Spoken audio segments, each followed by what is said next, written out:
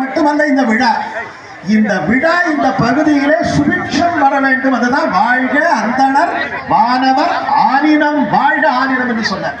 அப்படிப்பட்ட அற்புதமான விழா இந்த விழா. அதனாலதான் காமதேனுவே நமோ நமகா தயவிஸ்மை நமோ நமகா என்றெல்லாம் சொல்றோம்.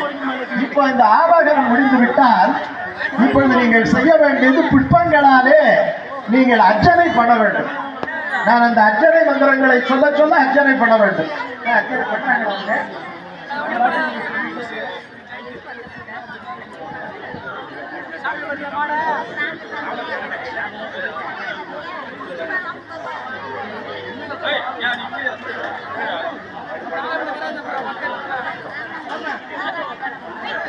இப்போது ஐயா அவர்கள் அந்த மந்திரத்தை சொல்ல சொல்ல அந்த லட்சுமி வாசம் செய்யக்கூடிய அந்த இடத்திலே பூக்களால் பூஜை செய்யுமாறு அன்போடு கேட்டுக்கொள்கின்றோம்.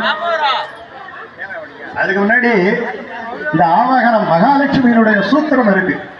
அந்த ஸ்ரீ சூத்தம் என்று சொல்லப்படுகின்ற பஞ்ச சூத்தங்களிலே ஒரு சூத்தம்.